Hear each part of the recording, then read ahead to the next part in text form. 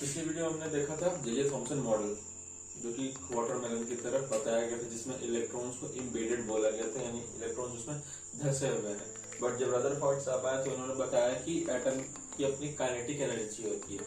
अगर proton movable नहीं है, इलेक्ट्रॉन मूवेबल नहीं है, एटम तो खैर खुद ही एक जगह स्थिर रहता है, तो काइनेटिक एनर्जी आई तो आई कहां से? और यही जे थॉमसन मॉडल का सबसे बड़ा ड्रॉबैक था। तो अब हम लोग देखते हैं रदरफोर्ड मॉडल।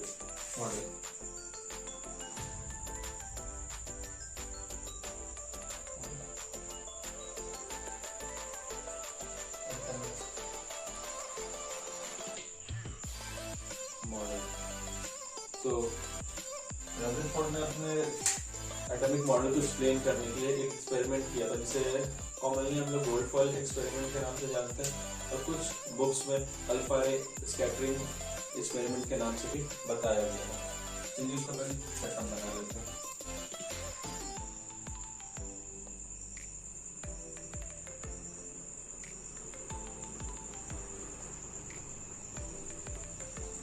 ये है लेड कंटेनर, इसके अंदर रखा गया था एक रेडियो एक्टिव एलिमेंट। अब रेडियो एक्टिव एलिमेंट रखा गया था ताकि इसके अंदर से अल्फा रे को निकाल सके, और क्योंकि ये लेड कंटेनर पॉजिटिव चार्ज था तो जो रे निकलने वाली है वो भी पॉजिटिव होगी।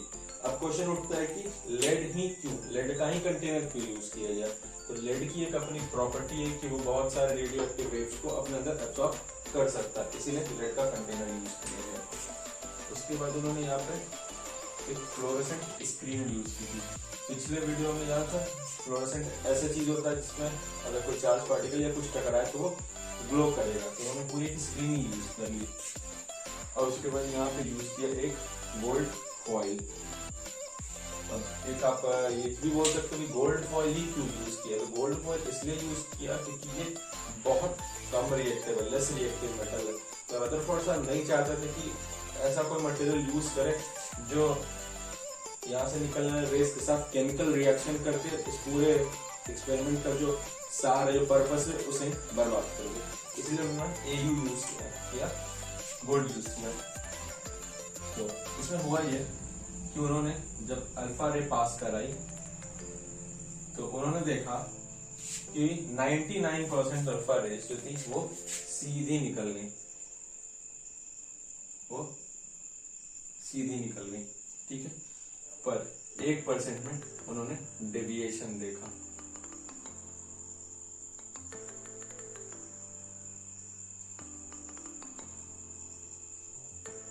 और एक अल्फा रे थी वो एग्जैक्ट सीधे, वो जिस लाइन पे गई उसी लाइन पे रिटर्न आ गई।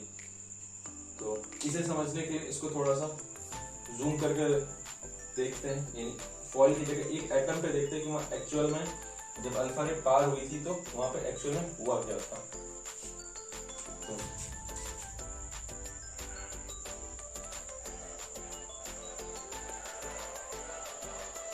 गोल्ड का एक एटम ले लेते हैं, इसके सेंटर में न्यूक्लियस।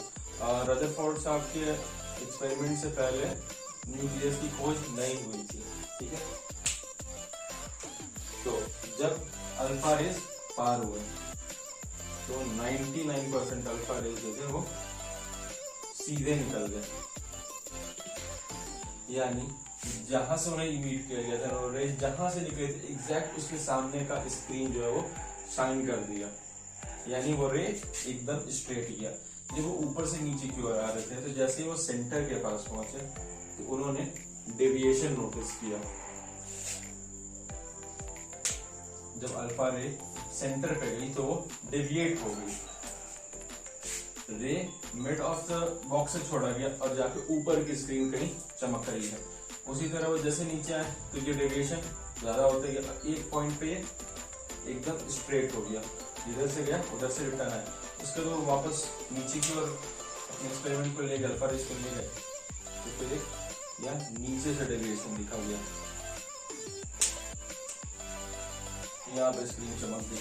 तो इससे उन्होंने अंदाजा लगाया कि एटम के सेंटर में, और जैसे वो नीचे का अल्फा रेस वापस स्ट्रेट होना शुरू हो गया, इससे उन्होंने अंदाजा लगाया कि एक एटम के सेंटर में कुछ है जो कि काफी भारी है, भारी इन सेंस कि वहां पे बहुत सॉलिड चार्ज प्रेजेंट है और वो पॉजिटिव है, पॉजिटिव इन नेचर, क्योंकि अल्फा रे खुद पॉजिटिव थी और वो पॉजिटिव के साथ जब पॉजिटिव के सामने जब जाएंगी तभी उससे दूर भागेंगी। अब मान लेते कि ये जो सेंटर है ये नेगेटिव है, तो अल्फा रे वहां ऊपर थोड़ी जाती, वो तो यहाँ जाके इसके अंदर चली जाती, यानी कोई स्क्रीन कहीं नहीं चमकता, उसी तरीके का होता। लेकिन ऐसा हुआ नहीं, जैसे अल्फा रेज गई वो डेविएट हो गई, स्क्रीन चमकी बट सेंटर से बहुत दूर की, जो ये बताता है कि वहां से जो वो रे है वो डेविएट होकर दूर भाग रही, और दूर तभी भागेगी जब सेम चार्जेस होंगे।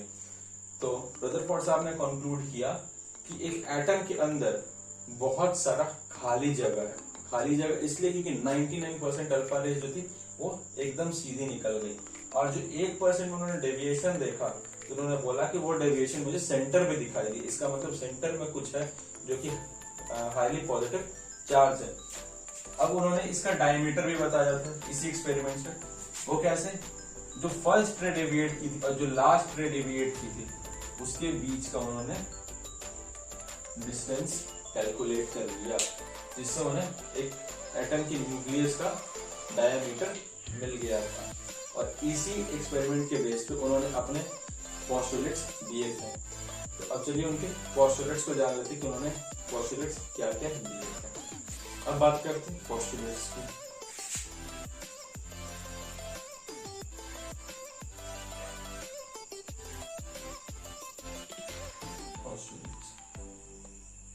पहला,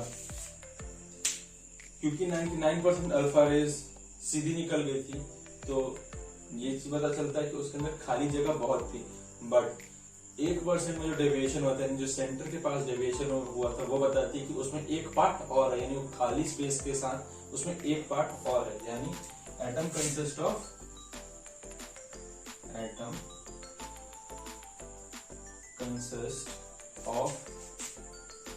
2 पार्ट्स।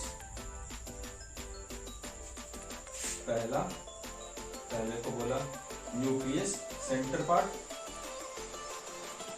और दूसरे को बोला एक्स्ट्रा न्यूक्लियस, यानी न्यूक्लियस के अलावा जो बच गया। ठीक है, तो एक एटम के अंदर 2 पार्ट होता है, एक उसका सेंटर सॉलिड सेंटर न्यूक्लियस, और दूसरा उसके बाहर का खाली हिस्सा।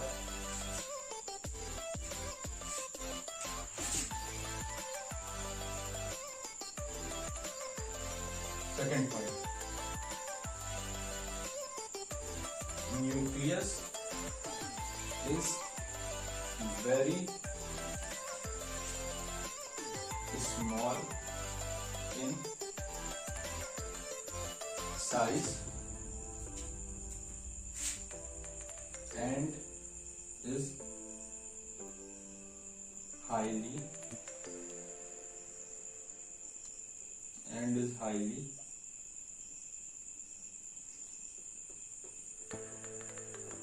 पॉजिटिव इन नेचर, क्योंकि उसके अंदर भरे थे प्रोटॉन्स, यानी आप न्यूक्लियस को प्रोटॉन का घर भी बोल सकते हो। बट यहाँ पे एक बात ध्यान देना कि ये न्यूक्लियस है जिसमें प्रोटॉन्स रहते हैं, ना कि ये न्यूट्रॉन है। इसके बाद चैडविक साहब ने न्यूट्रॉन की खोज की थी, और फिर हमें ये पता चला था कि जो न्यूट्रॉन है वो भी न्यूक्लियस के अंदर होता है। बट रदरफोर्ड साहब के टाइम तक हमें नहीं पता था कि न्यूट्रॉन जैसा भी कुछ होता है और वो न्यूक्लियस के अंदर रहता है। तो यहाँ पे न्यूक्लियस के अंदर सिर्फ पॉजिटिव चार्ज यानी प्रोटॉन भरा हुआ है। थर्ड पॉइंट, एक्स्ट्रा न्यूक्लियस के बारे में। Extra nucleus part is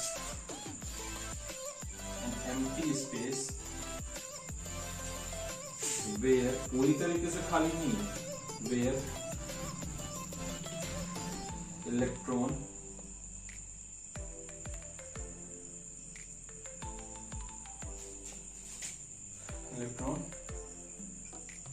revolves. ठीक है, एक्स्ट्रा न्यूक्लियस पार्ट जो है वो खाली, पर पूरी तरीके से खाली नहीं, उसमें इलेक्ट्रॉन्स रिवॉल्व कर रहे हैं। ठीक है, अब बात करते हैं बाकी के बचे हुए पोस्टुलेट्स के बारे में। Postulate number 4, total number of electrons is equal to total number of protons, यानी जितने इलेक्ट्रॉन्स होंगे उतने प्रोटॉन होंगे, क्योंकि दुनिया में हर एक एटम इलेक्ट्रिकली न्यूट्रल है। और ये चीज हमने जे थॉमसन साहब के मॉडल में भी पढ़ा था।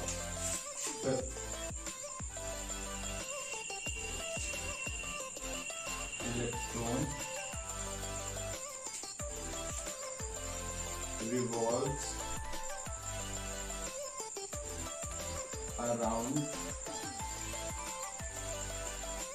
nucleus in circular path with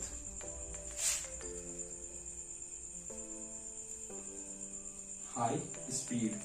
electron जो है वो सर्कुलर पाथ पे रिवॉल्व करता है एक बहुत ही हाई स्पीड के साथ। अब एक सवाल किसी के भी दिमाग में आ सकता है कि सर्कुलर पाथ ही, कि उस समय रदरफोर्ड साहब ने ये क्यों कहा कि सर्कुलर पाथ, वो पाथ रेक्टेंगुलर हो सकता था, जिगजैग हो सकता था, तो सर्कुलर ही क्यों? तो इसका आंसर आपको 6th और लास्ट पोस्टुलेट में मिल जाएगा।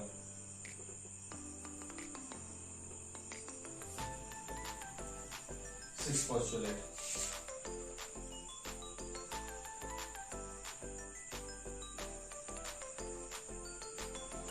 revolving electrons have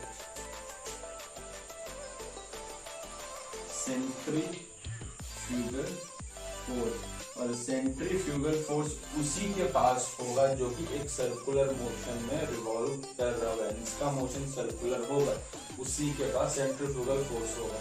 इसीलिए रदरफोर्ड साहब ने ये कंक्लूड किया है कि इलेक्ट्रॉन्स जो है वो सर्कुलर पाथ पे रिवॉल्व कर रहे हैं। बट अब ये हमारा पोस्टुलेट कंप्लीट नहीं है। Revolving electrons have centrifugal force. अब सेंट्रीफ्यूगल फोर्स की खासियत एक और है कि वो ऑब्जेक्ट को जो रिवॉल्व कर रहा है उसे उसके सेंटर से दूर फेंकता है, ठीक है, दूर ले जाने की कोशिश करेगा। तो यहाँ पे क्या होगा, अगर इलेक्ट्रॉन सर्कुलर पाथ पे सेंट्रीफ्यूगल फोर्स के साथ रिवॉल्व कर रहा है तो न्यूक्लियस से दूर भागने की कोशिश करेगा, ठीक है। अगर दूर भागने की कोशिश करेगा तो एटम का सारा जो स्ट्रक्चर वो तो खैर गड़बड़ हो गया, पर वैसा होता नहीं है। तो क्यों नहीं होता वो भी इसी में देखते हैं। Revolving electrons of centrifugal force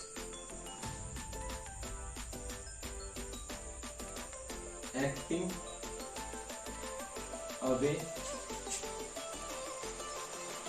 from nucleus, ये बेसिक सी बात है। बट ऐसा होता नहीं है, क्योंकि which is balanced by force of attraction between nucleus and electron.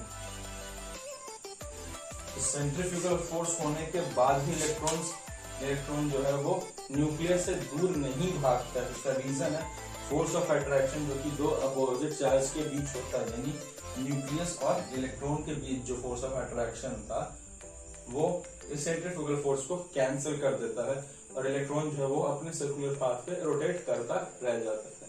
तो यहाँ पे रदरफोर्ड साहब के पोस्टुलेट्स खत्म होते हैं। अब ड्रॉबैक के बारे में जानेंगे, जिसने इस अच्छे खासे मॉडल की बैंड बजा दी और उसी की वजह से हमारे पास बोर मॉडल आया था, जो कि काफी हद तक सही भी था।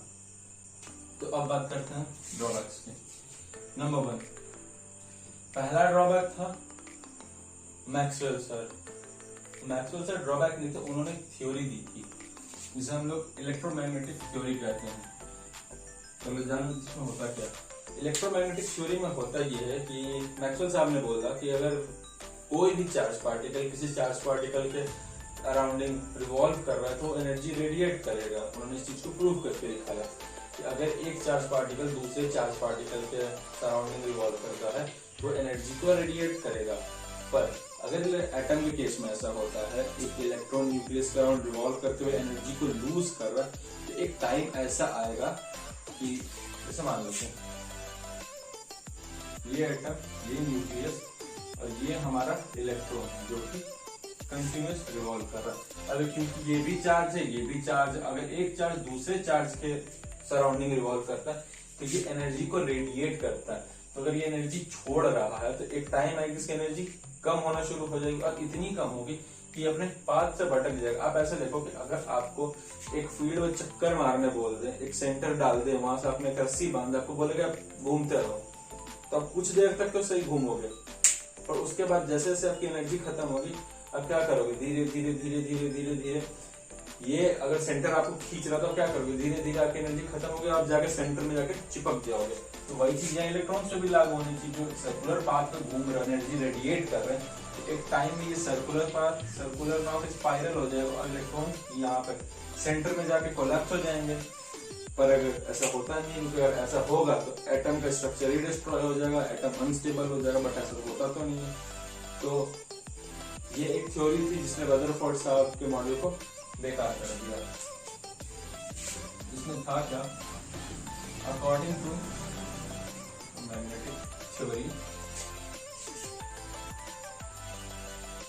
If a charge particle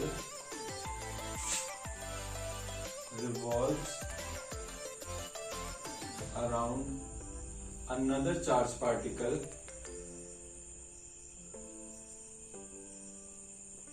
it will radiate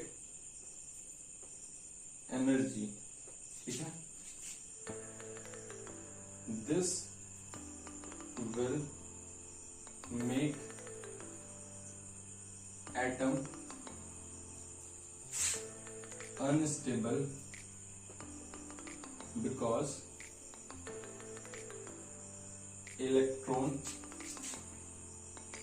will get collapsed in nucleus। Electromagnetic theory बोलती है कि एक चार्ज पार्टिकल दूसरे चार्ज पार्टिकल के सराउंडिंग रिवॉल्व करेगा तो वो कुछ देर में उसको कोलैप्स हो जाएगा। अगर ऐसा होता तो एटम जो है वो अनस्टेबल हो जाएगा, बट ऐसा होता नहीं है। और रदरफोर्ड साहब इसको एक्सप्लेन नहीं कर पाए, ये उनकी फेलियर थी, उन्होंने ईएमटी को एक्सप्लेन नहीं कर, इलेक्ट्रोमैग्नेटिक थ्योरी को एक्सप्लेन नहीं कर पाए। दूसरा, रदरफोर्ड साहब ने बोला कि सारे इलेक्ट्रॉन सर्कुलर पाथ पर रिवॉल्व करते हैं। उन्होंने ये नहीं बताया कि सारे इलेक्ट्रॉन एक ही सर्कुलर पाथ पर रिवॉल्व करते हैं या फिर हर इलेक्ट्रॉन का अपना एक सर्कुलर पाथ या फिर ग्रुप ऑफ इलेक्ट्रॉन्स का अपना एक सर्कुलर पाथ, ऐसा उन्होंने कुछ नहीं कहा। तो सेकंड पॉइंट है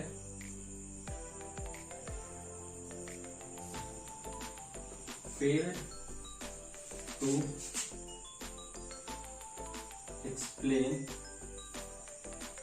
distribution of इलेक्ट्रॉन्स के डिस्ट्रीब्यूशन के बारे में नहीं बता पाए।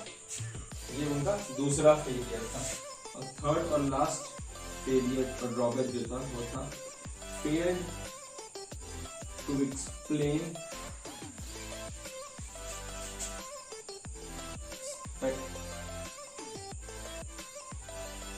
स्पेक्ट्रा। एक एटम के स्पेक्ट्रा को वो एक्सप्लेन नहीं कर पाए। स्पेक्ट्रा होता ये कि जब एक वाइड बीम ऑफ लाइट किसी भी एटम से टकराती है तो उसमें से एक बैंड निकलता है, एक वेवलेंथ का एक बैंड निकलता है, जिसमें होता क्या है कि कुछ वेवलेंथ जो है वो एटम एब्जॉर्ब करेगा और बाकी इमिट करेगा, तो उस बैंड में नजर आती है।